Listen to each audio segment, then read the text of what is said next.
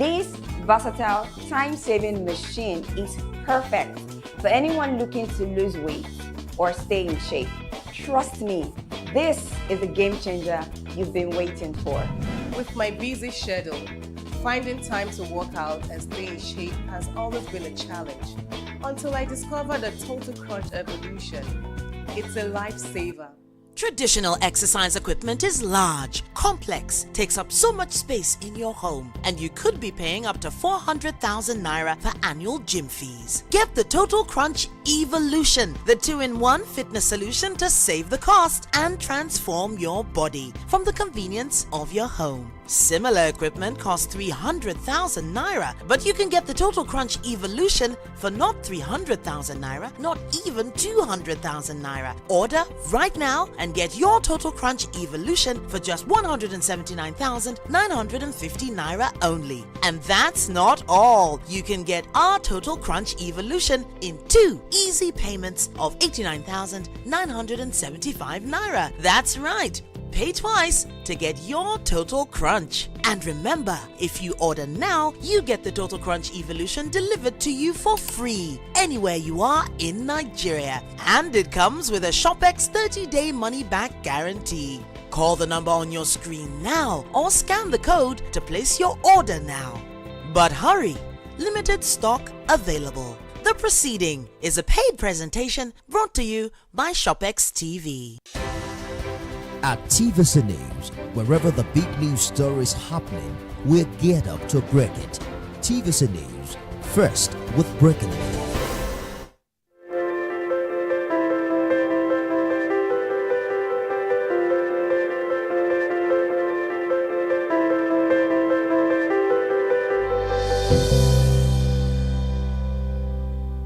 It's Tuesday. Welcome to Politics Tonight, everyone. Thanks so much for joining us this evening. I am Olajumoke Olatuji. Gunmen abduct 2 students of federal universities who carry in Taraba states.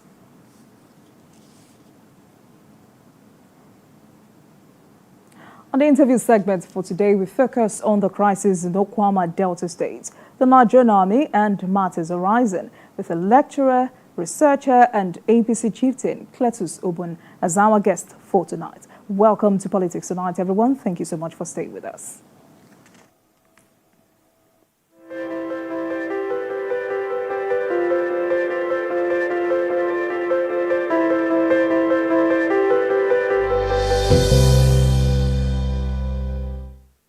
Welcome back, everyone. Thank you so much for staying with us. It's a 30-minute conversation tonight, so let's get straight into it.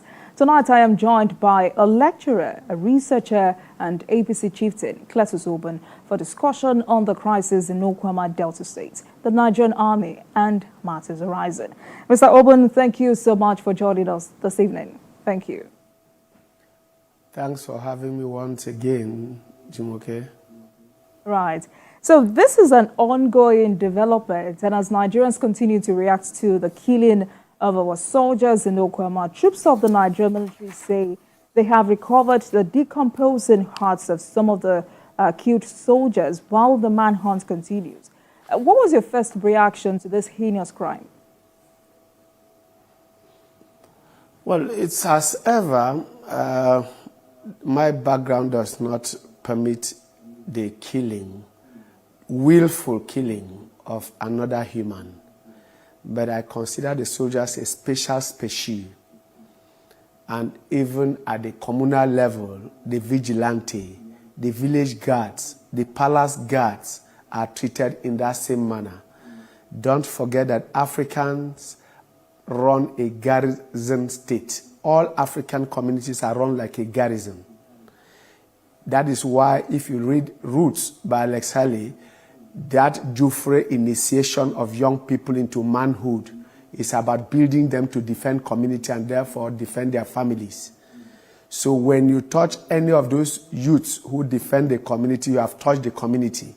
And that is why the response of the president when he said that the killing of those soldiers was a declaration of war on the Nigerian state was the best reaction that could ever have been. And that was my first reaction. Each time a soldier is killed, it is not the killing of the soldier that really aches me. It is the virality, that is the escalation on social media of the murder in cold blood of men and women, especially our youth who volunteer to defend the territorial integrity of our country, who now have been drafted into internal hostilities that are gruesomely murdered by our own people, the people they are supposed to protect at the borders. They are now murdered inside their own communities. When that killing took place, my first reaction was, this is another Zakibiam. This is another Northeast. This is another Baga. This is another Burning Kebi. I have young men and women, my cousins, my nephews, like this particular case in Okwama, where my cousin was affected. My nephew was affected. He's still serving. He's still alive. He was set ablaze with his troops. He went there with a troop to destroy an illegal building and was also attacked in the same manner. He lost 4 men. He managed to escape. His hands are today burnt. This is colleague, another of my own nephews, my cousin, again was affected in this one. The 2 majors that were killed, one of them is a boy I bought a form to go to NDA, and he was also affected. And the other soldier that went along with him with their commander, a lieutenant colonel. Each time you kill a human being, you have touched humanity, and Africans are known to teach the world humanity.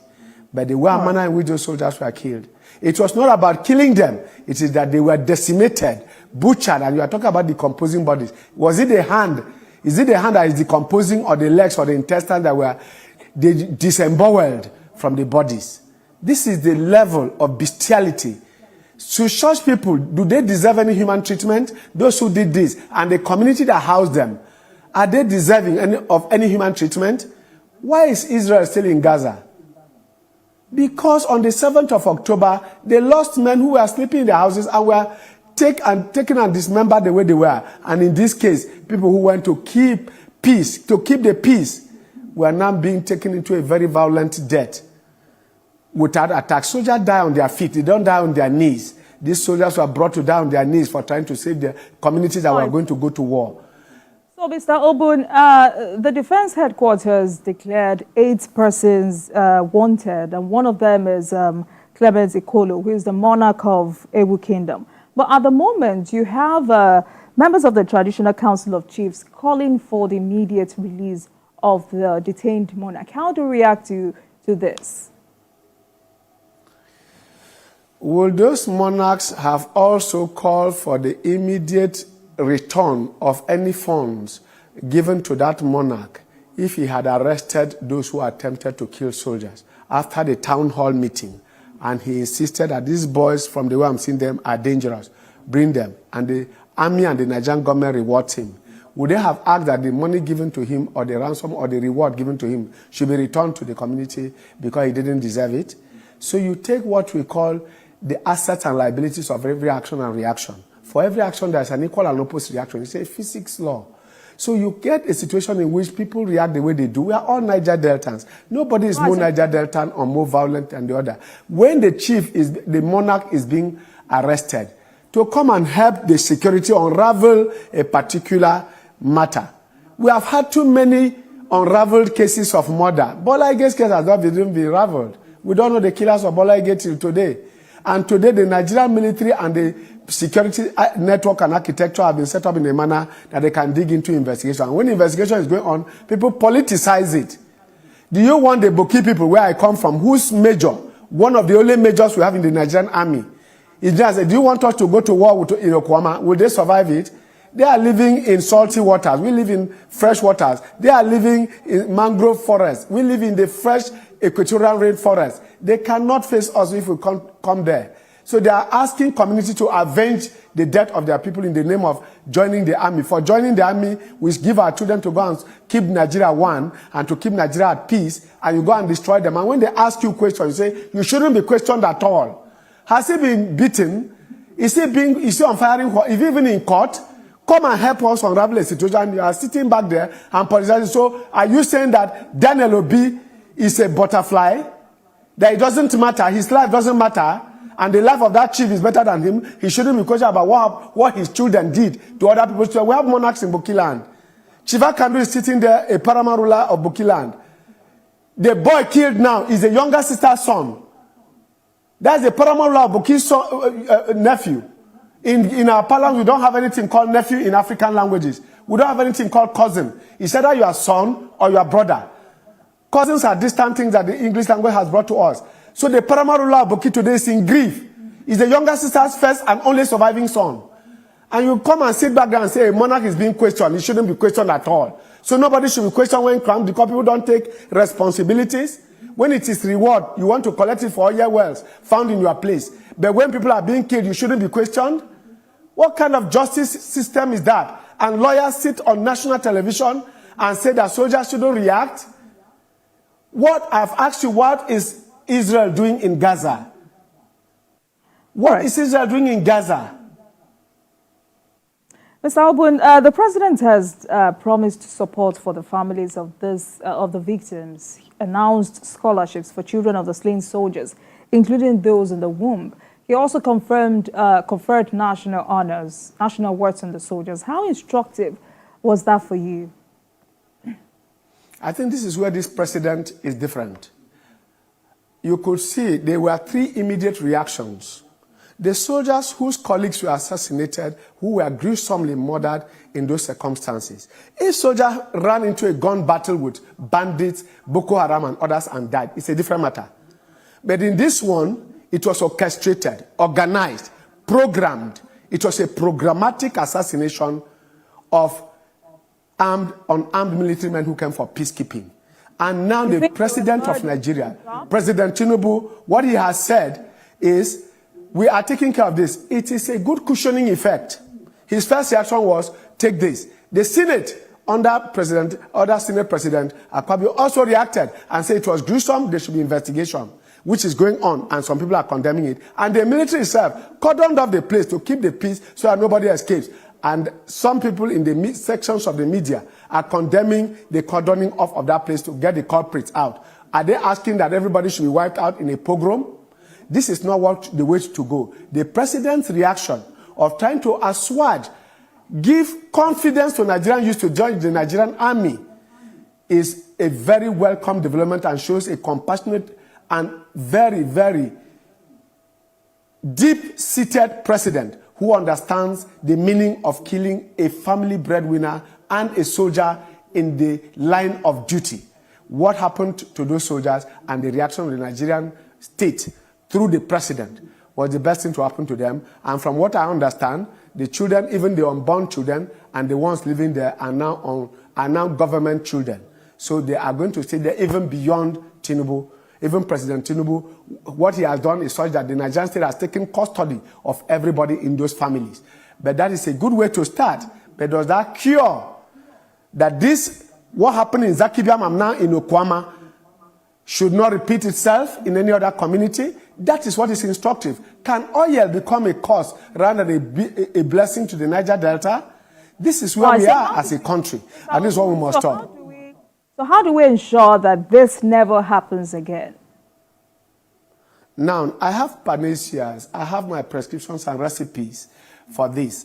In my interaction as a Niger Deltan, and my studies about the Gulf of Guinea and the security situation in that place, from the Bakassi Peninsula through the Bight of Biafra, down to the creeks of the creeks of Bayelsa, in Bogoma and Duguma, you can get yourself a straight line of action. One, there must be more interaction between the military, that is civil-military relations must be improved. I recommend that every child from SS1 to SS3 in Nigerian university must be taught about the role of military in a civil society. Number two, that all soldiers recruited, one of their courses, and I know that happens, but it should be intensified, increased, improved upon in terms of the curriculum of teaching the military how to relate to civilians, and civilians how to relate to the military. I, as a person, because of this study, I have insisted anywhere I go to, nobody in uniform, even Boy Scout, not to talk about civil defense, anybody in uniform in Nigeria in a bus, on the road, should be assisted, because it is a sacrifice beyond sacrifice. Only Jesus could have done that kind of sacrifice that our military and paramilitary forces are engaged in. And to show that they are making a sacrifice while you are sleeping down the road in the sun, in the rain. Otherwise, remove the military from here to Makurdi, from Abuja to Makurdi, from Abuja to Lokoja, from Lokoja to Nsuka, to P Junction. Remove them from the roads. Nobody will pass there today as we speak. Between Auchi and Lokoja, remove the soldiers and the police. Nobody will pass there today. Excuse me. So I want to plead that there should be more and deliberate education and interaction between the civilians and the military and paramilitary forces. And it should be a deliberate curriculum in civics for our children in the primary school, secondary schools, and up to the university. There should be a deliberate course in which there is interaction. And there should be programs in which military and civilians interact. They have, for example, in the barrack, what you call the mess. They have what they call honorary members, which means as a senior citizen or as a citizen of Nigeria, you can walk into a barracks and sit with soldiers and discuss, share drink, and share ideas. Right. In that way, the fear of the military should be taking place. So there should be more civil-military relations. Right. So in talking about the role of the military, do you agree with those who argue that the military should not have been drafted into internal security matters, especially communal crisis, and that this is the responsibility of the police? Now, what you call police action or military action, the military being drafted into it, is that you do not. When the Marines went for Osama bin Laden, where was the police in America? So we cannot be dealing with these matters as if we have no precedents and nothing to learn from. Yes, America is over 250 years as a democracy. We are learning from them. But we cannot lift and jump ourselves into their condition. They went through these same conditions that we are going through today. And we are learning from them. That's why we can even discuss the way we are discussing today on national television. Otherwise, how can you say, for example, that people walk now freely into a police station, and in a police station in Nigeria today, you won't find up to 20 policemen. And those 20 policemen don't have up to 3 guns. And they are not trained. The mobile policemen who are trained for this purpose are now taken over by civilians parading as political office holders. So when you are going to your village, you need 3 mobile policemen, 4 mobile policemen. A police station by that method has been depleted. Why will you, the people who voted for you, you now need policemen, some even carry soldiers, to defend you into your community? If you come to that point, when they were voting for you, how many policemen were with you when you were being voted for? So you deplete the police. The Nigerian police, we are over 250 million estimated population in Nigeria. We don't have 1 million policemen in Nigeria. 250 million people. What is United Nations standard for peacekeeping, for policing the country of 250 million people? What is the standard, minimum standard? That what number of people belong to one policeman? Is it 100,000? Is it 200,000? To one policeman. And then you now turn around, and when they go and they are overwhelmed, they now need assistance. You have the Air Force, you have the Nigerian Army and the Navy in terms of the creeks.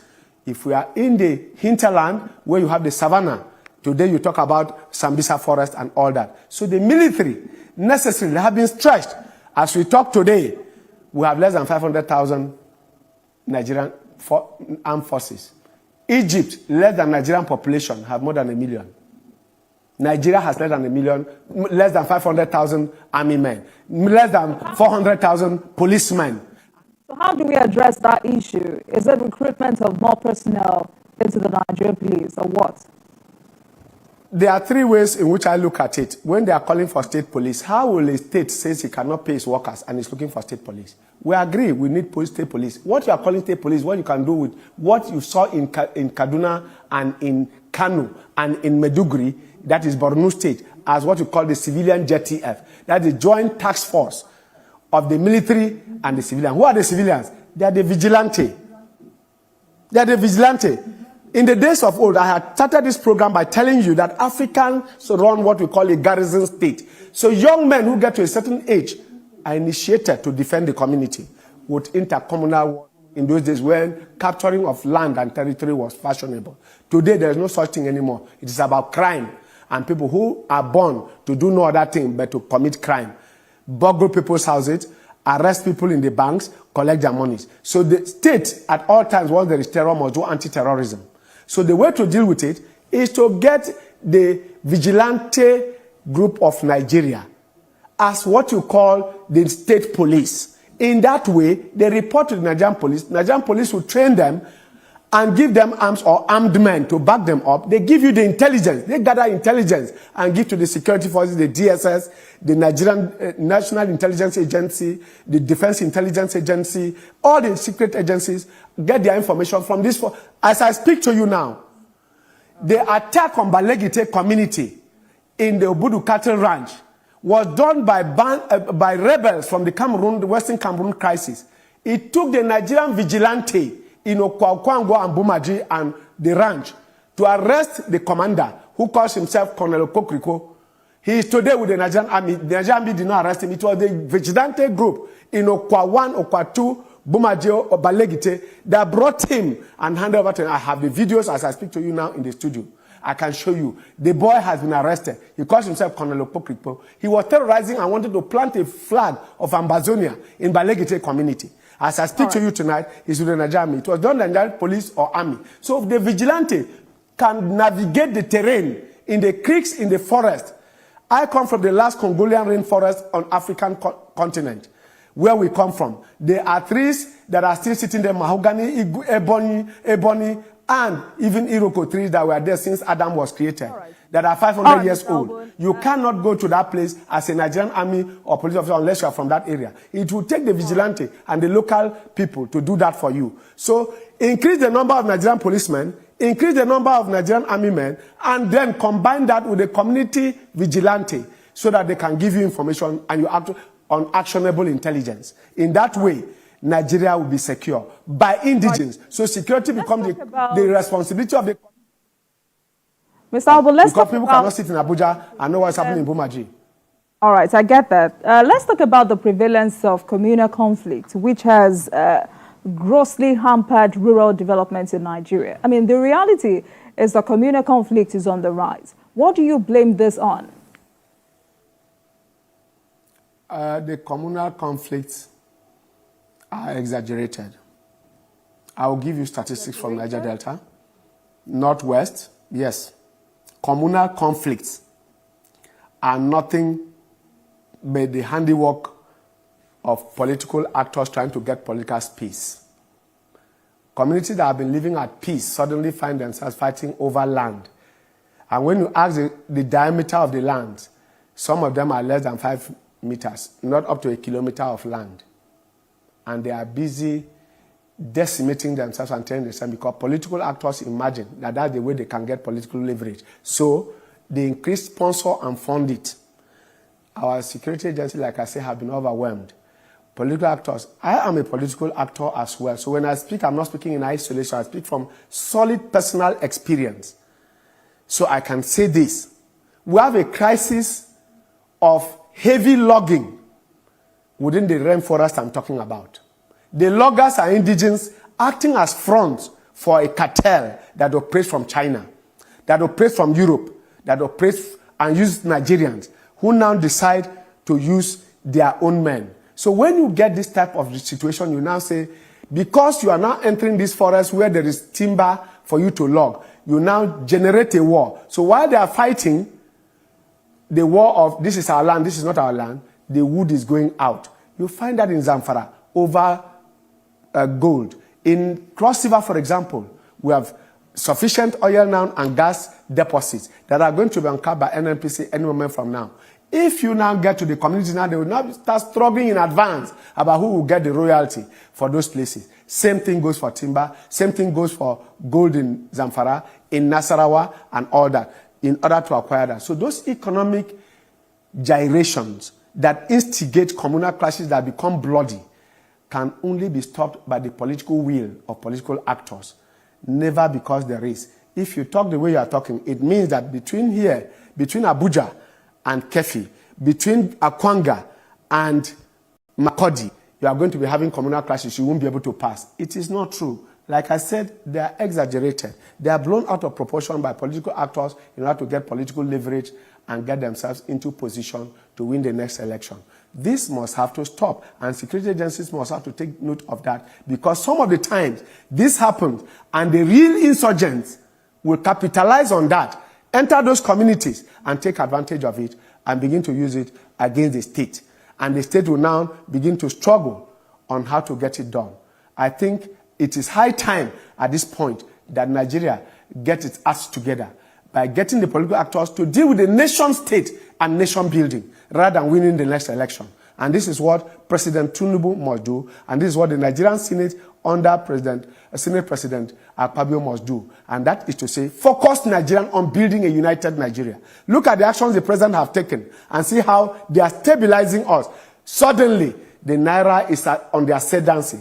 The dollar is going down. Suddenly, we are discussing how fuel price will go down because refineries are now going to function. These are the areas, because people are now no longer thinking about the next election, because you must be alive to go and vote in the next election. Today, everybody is now dealing with the fact of survival. So in order to get the survival war, you must have to deal with the socio-economic gyrations that have put Nigeria in a state of tenterhooks all the time. This must have to stop, and the political actors must come to the reality of the fact that Nigeria must exist for you to be president. Nigeria must exist for you to be a senator, for you to be a governor or councillor. Nigeria must first exist and must be at peace. Otherwise, no country that is not at peace can ever survive. This is where we are, and that's the reality of our moment. Thank you very much. I find that very instructive. Thank you so much. I've been speaking with a lecturer, researcher, and APC chieftain, Cletus Obon. Thank you so much for joining us this evening, sir. Thank you. Thanks for having me, and may Nigeria survive. Amen. Thank you. And thank you very much for watching. That marks the end of today's episode of Politics Tonight. We're also on YouTube at youtube.com/TVC News Nigeria. I am Olajumoke Olatiji. Good night, everyone.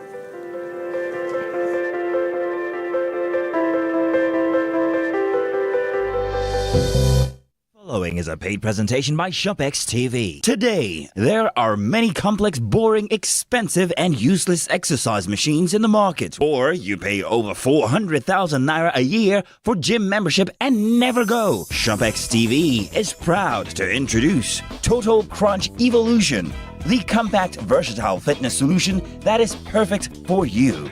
With Total Crunch,